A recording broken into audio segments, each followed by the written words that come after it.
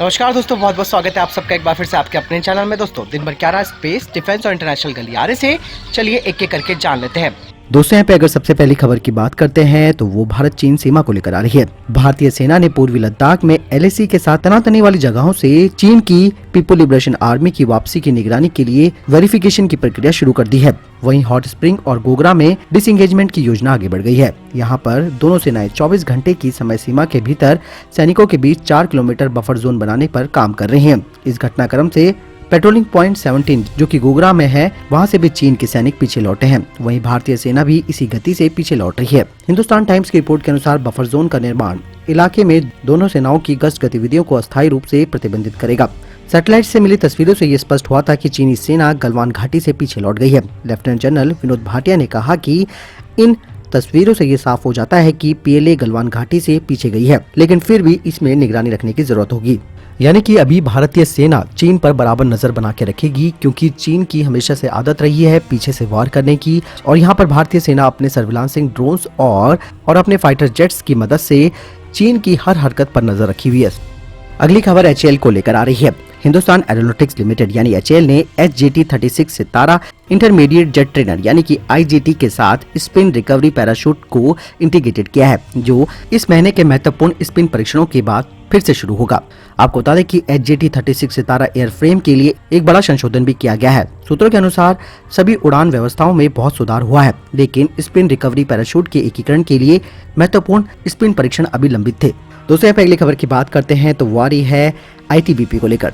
भारत चाहता है कि तनाव के बाद भी जो डिसएंगेजमेंट हुआ है उसके बाद भारत सरकार लगातार सैन्य ताकत को वहां पर बढ़ा रही है, और इसी बीच भारत तिब्बत सीमा पुलिस की 60 से ज्यादा कंपनियों को वास्तविक नियंत्रण रेखा पर तैनात किया जा रहा है। सरकार के इस कदम के बाद भविष्य में इस अर्धसैनिक बल को आंतरिक सुरक्षा संबंधी कार्य सौंपे जाने की उम्मीद नहीं है। सूत्रों का मानना है कि इस फोर्स को जल्द ही केंद्रीय गृह मंत्रालय से 9 नई बटालियन की गठन की मंजूरी दिए जाने की तैयारी है। साथ ही ये भी कहा जा रहा है कि चीन के साथ लगती 3488 किलोमीटर लंबी सीमा पर जवानों की संख्या बढ़ाने के लिए 60 कंपनियों को लद्दाख, उत्तराखंड, सिक्किम और अरुणाचल प्रदेश की सीमा की ओर जाने को कहा गया है। बताते कि ITBP की एक कंपनी में करीबन 100 कर्मी होते हैं।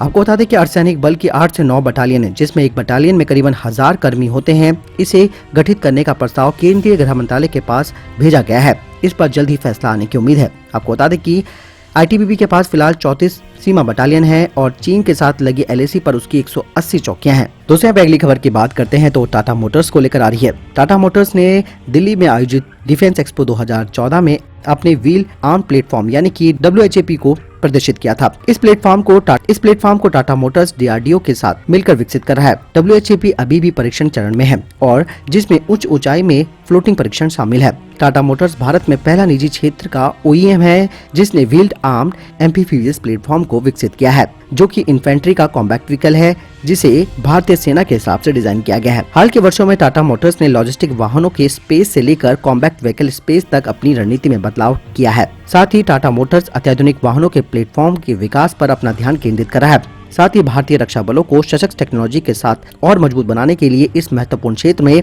राष्ट्र की आत्मनिर्भरता को दोहराने के उद्देश्य के साथ टाटा मोटर्स कार्य कर रहा है। विश्व स्तरीय बख्तरबंद लड़ाकू वाहनों को विकसित करके अलग अलग अभियानों के लिए हमारी फोर्सेस को हाई मोबिलिटी और गोलाबारी से सुरक्षित करना भी होता है।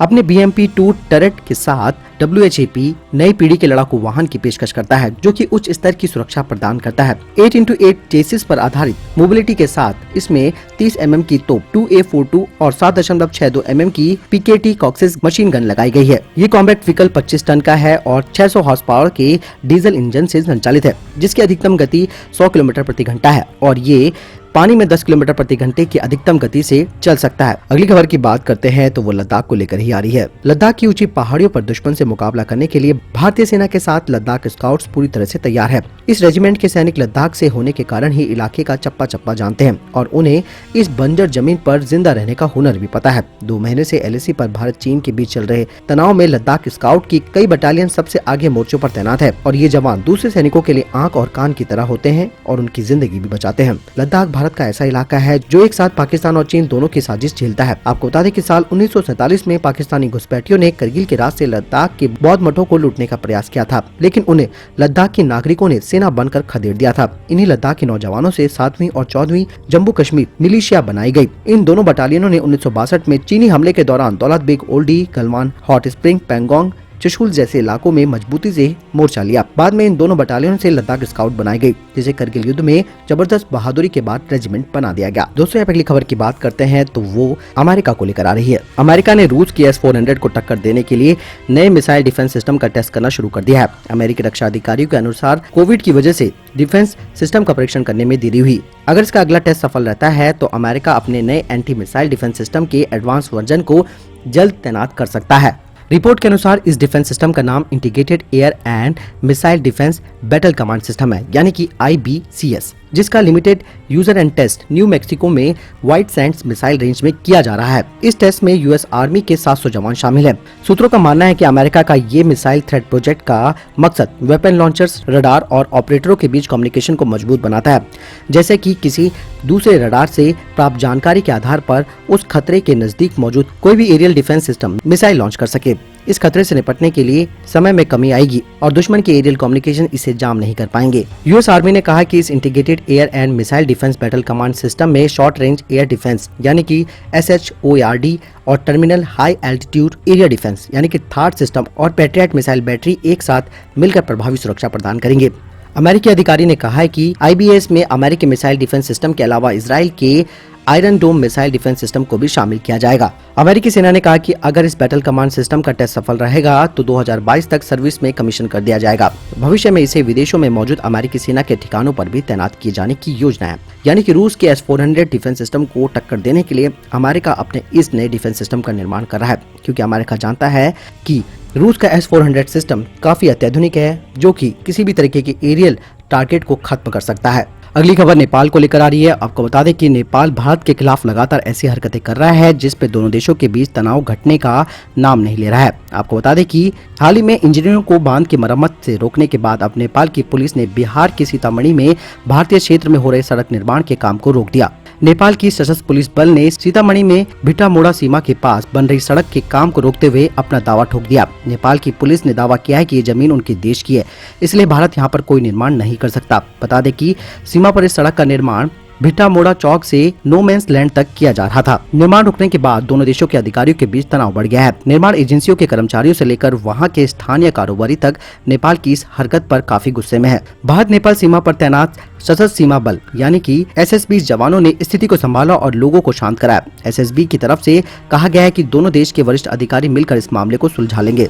SSB के अधिकारी ने कहा कि नेपाल की पुलिस ने सड़क निर्माण पर आपत्ति जताते हुए काम रोक दिया है। हालांकि उन्होंने कहा कि बातचीत के बाद मसले का कोई हल नहीं निकल पाया है। बता दें कि इससे पहले नेपाल ने भारतीय इंजीनियरों को बांध की मरम्मत का काम करने से रोक दिया था।